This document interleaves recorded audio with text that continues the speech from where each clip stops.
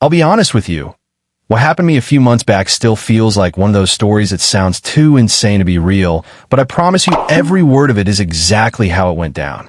Picture this. It's a Saturday morning. The sun's just starting to warm up the neighborhood. Birds are chirping, and I'm in my garage finally putting the finishing touches on this ATV I'd been restoring for half a year.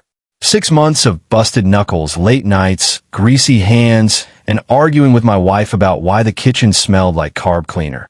This thing wasn't just a machine, it was my therapy project, my pride. And then, in the blink of an eye, it was gone, swiped by the last person you'd ever want behind the wheel of anything faster than a golf cart. Now, let me paint you a picture of her. Samantha Cole, 16 years old, daughter of our glorious HOA president, Mrs. Evelyn Cole. Imagine a kid who's never been told no a single day in her life. Always walking around like the whole neighborhood was her personal movie set. That morning, she shows up in her mom's golf cart, the one that has HOA president stamped across the back like some kind of royal crest, and she leans against it, filming me with her phone, smirking like she owned my driveway. "That's a nice toy," she says, voice dripping with fake boredom. "It's not a toy, Samantha."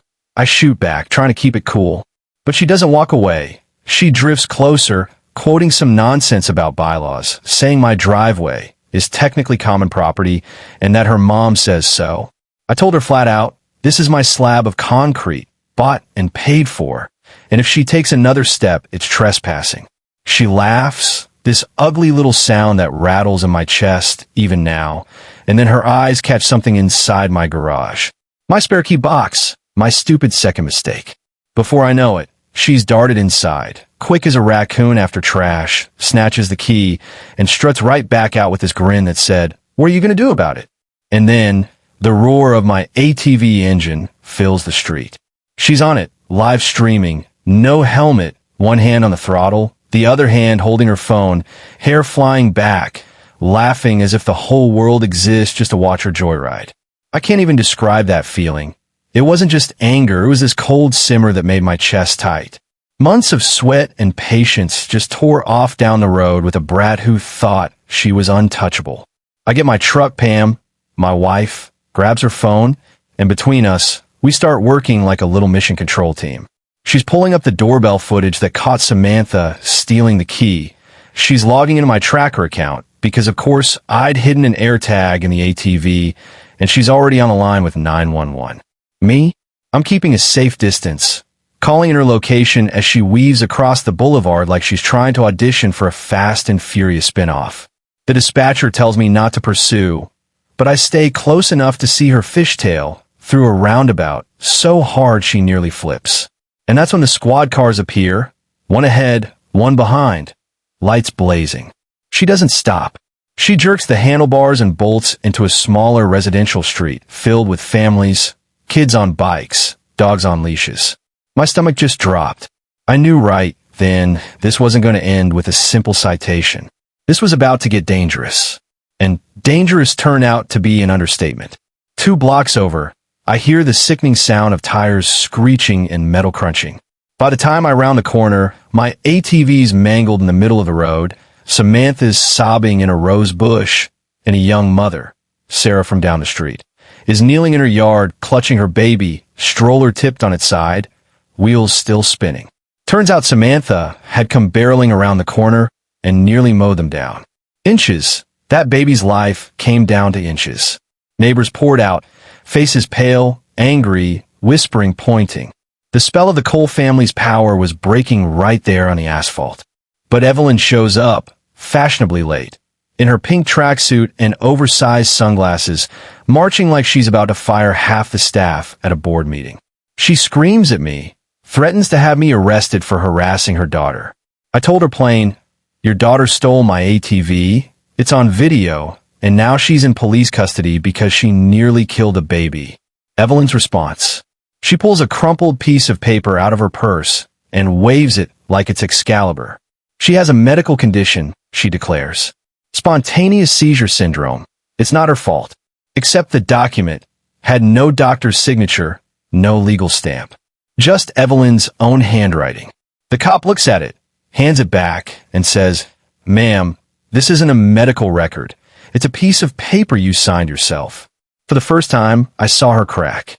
But here's where it gets wild. Pam and I start piecing things together later that night, and we realize Samantha wasn't just joyriding. She made a stop at the far end of the neighborhood, right by the HOA maintenance shed, and when Pam dug deeper, she found these shady online ads posted under fake names. Ads offering compliance pickups for $500 fees, listing things like RVs, ATVs, dirt bikes, all supposedly in violation of non-existent HOA bylaws. And the sellers? Linked to Evelyn's inner circle. Suddenly, it clicked. Samantha was delivering my ATV to a drop-off point, and they planned to hold it ransom. This wasn't teenage rebellion. It was extortion dressed up as HOA business. So we set a trap. Borrowed a beat-up ATV from my buddy, parked it half-covered at the end of my driveway, and Pam posed online as a concerned neighbor reporting a violation. Sure enough, the next evening, a rusty flatbed rolls up with two of Evelyn's guys. Gary from the board and Gage, her so-called head of security. They don't knock, don't leave a notice, they just start winching the ATV onto their truck. I step outside with my coffee, playing dumb. Can I help you? Gage grins, puffing out his chest. Just a compliance pickup. Mercer, Bylaw 11F. There is no Bylaw 11F, I tell him. And you're on my property. That's theft. He steps closer, nose almost in my face, trying to scare me. We are the authority here, he growls, and then shoves me in the chest. Not hard, but enough to cross the line. And that's when the street explodes with sirens. Unmarked police cars swoop in, lights blaring, detectives storm out, and suddenly Mr. Tough Guy is cuffed against his own truck while Gary's singing like a canary about how it was all Evelyn's idea.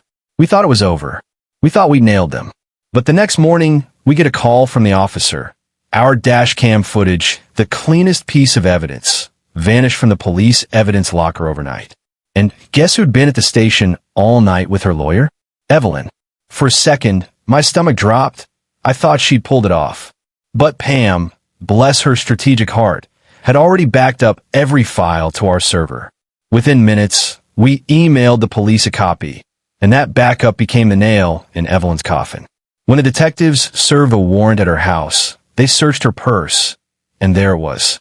The missing SD card, still in an evidence bag, hidden between her lipstick and car keys. She'd actually stolen evidence from the police to cover her tracks. That was the endgame. Evelyn Cole, queen of the HOA, arrested for felony evidence tampering. The fallout was something you could feel in the air, like the whole neighborhood had been holding its breath for years, and finally exhaled.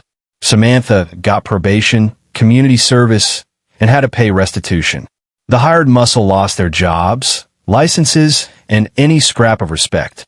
And Evelyn, well, her reign ended in handcuffs and a courtroom, stripped of her title, her power, and whatever dignity she thought she had left. And me? I got my ATV back, repaired and running smooth. But more than that, I got to see what happens when people stop letting bullies write the rules. Proof, real, undeniable proof, beats power plays every time. It taught me that untouchable is just a story people tell themselves until someone finally calls the bluff. So, let me ask you, who do you think was more dangerous here? The spoiled teenager drunk on attention, or the mother pulling strings behind the curtain? Was justice really served? Or do you think people like Evelyn always find a way back? Drop your thoughts in the comments, because I want to hear what you think about accountability, community, and how far is too far when it comes to power. And if this story hit a nerve, share it, because I promise you, every neighborhood has its own Evelyn waiting to be unmasked.